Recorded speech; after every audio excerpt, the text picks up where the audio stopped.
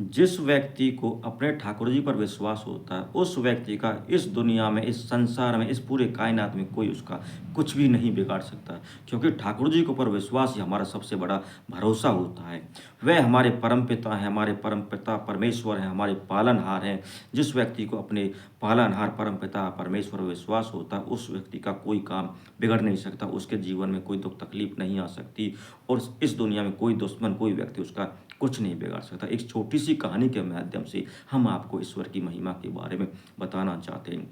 नमस्कार दोस्तों, स्वागत है आपका हमारे यूट्यूब चैनल में। दोस्तों, एक गांव में शादी का समारोह चल रहा होता। पूरे परिवार के लोग और आसपास के लोग शादी समारोह को संपन्न करने में लगे हुए थे। दोस्तों, एक लड़की को दुल्हन की तरह सजाया जाता है, क्योंकि उस लड़की की शादी होती है, उसे दुल्हन की तरह सजा दिया जाता है। उस लड़की की बारात आ जाती है। बारात आने के बाद लड़की के फेरे हो जाते हैं। फेरे होने के बाद लड़की को विदा कर दिया जाता है। लड़की अपने ससुराल में पहुंच जाती है। ससुराल में पहुंचने पर वह लड़की अपने ससुराल वालों के मन को भा जाती है बहुत जल्दी, क्योंकि दोस्तों वह लड़की बहुत ही हंसमुख स्वभाव की थी। वह सबके मन में चढ़ जाती। सभी लोग उस लड़की से प्यार करते हैं। लड़की के जो ससुराल वाले होते हुए थोड़े अमीर परिवार होता है, वह चाहता है कि हमारे बेटा और बहू का हनीमून कुछ स्पेशल होना चाहिए। इसके लिए वह एक प्लान बनाते हैं और कहते हैं कि हम सोचते हैं कि हमारे बेटे और बहू का हनीमून जो है वो पानी के जहाज़ पर बनना चाहिए। इस तरह की वो बातें सोचते रहते हैं और इस तरह का प्लान कर देते हैं। जिस लड़के की वह दुल्हन बन के आई थी, वह लड़का थोड़ा धार्मिक प्रवृत्ति का होता है। वह भजन ध्यान ज़्यादा किया करता है। उसे इधर उधर की दुनिया से कोई मतलब नहीं होती। वह अपना सबसे हंसी खुशी बतराता है और सबसे मुस्कुरा के बात करता है और हर समय राधे कृष्णा हरे कृष्णा जपता रहता है।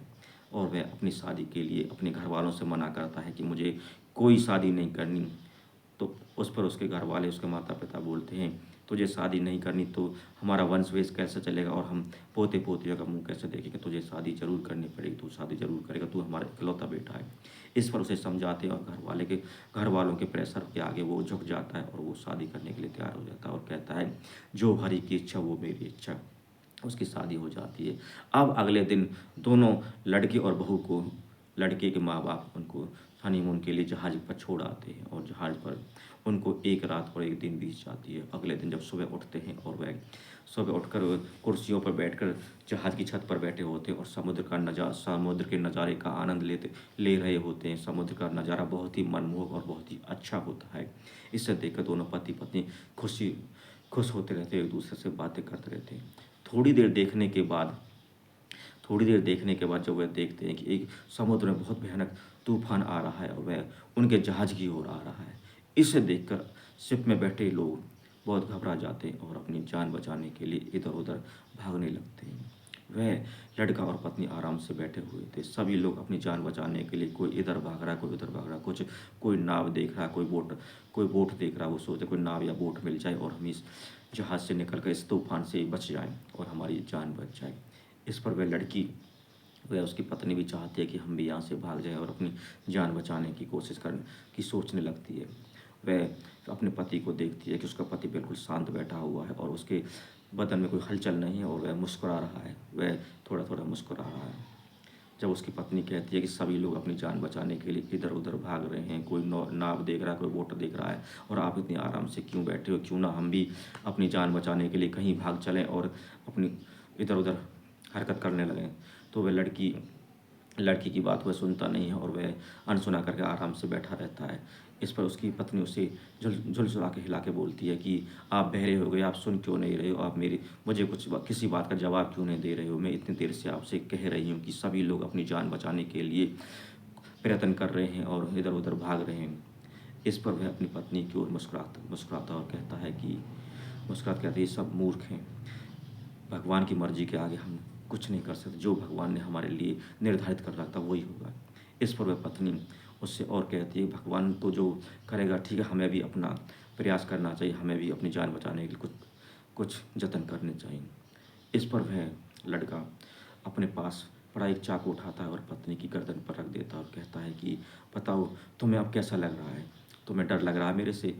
वो पत्नी बोलती, मुझे आपसे क्यों डर लगेगा, आप मेरे पति हो, आप मेरे प्राण प्रिय हो, आपने मेरे आपने मेरे जीवन का ख्याल रखने के लिए अग्नि के सामने 7 फेरे लिए और मेरे अग्नि के सामने 7 फेरे लिए और वचन लिया है कि मैं आपकी पूरी ज़िंदगी भर आपकी मैं ख्याल रखूँगा और सेवा करता रहूँगा, तो मुझे आपसे कैसा डर।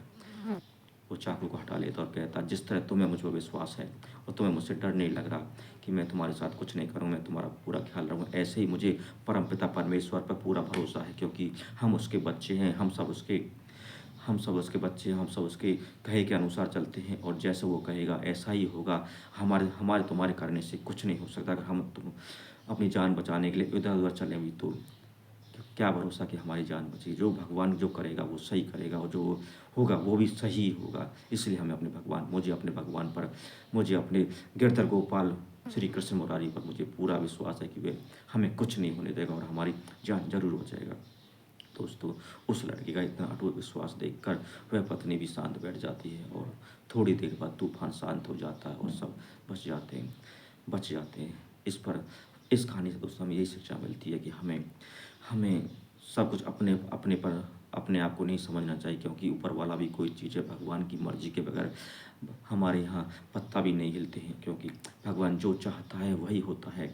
भगवान जिसको चाहे 1 मिनट में मिटा सकता है और जिसको चाहे पल में क्या से क्या बना दे। दोस्तों, ये कहानी आपको कैसी लगी? दोस्तों, इस कहानी से हमें यही शिक्षा मिलती है कि हमें अपने जीवन में कोई भी उतार चढ़ाव आए उसके लिए हमें कोशिश करनी चाहिए, उस उतार चढ़ाव से समस्या का समाधान करने की कोशिश करनी चाहिए। लेकिन जब उसकी समस्या का समाधान हमसे नहीं बनता है तो हमें शांत हो जाना चाहिए और सब कुछ उस ईश्वर के हाथ छोड़ देना चाहिए, क्योंकि ईश्वर जो करता है वो सही करता हुआ, जो करेगा वो भी अच्छा ही करेगा, जो हो रहा है वो भी अच्छा होगा, क्योंकि ईश्वर के आगे हम सब विवश हैं। ईश्वर एक सर्वशक्तिमान है, वो हम सबका पालनहार है। और हम ऐसे इस कहानी में उस लड़की को अपने ईश्वर पर विश्वास था और वह जहाज पर आराम से कोई हलचल ना करके आराम से कुर्सी पर बैठा रहता है, और क्योंकि उसे अपने ठाकुर जी पर विश्वास था, जो ठाकुर जी करेगा वो सही करेगा, बाकी सब व्यर्थ है। दोस्तों, कैसी लगी आपको ये कहानी? वीडियो में कमेंट करके हमें ज़रूर बताइए। धन्यवाद।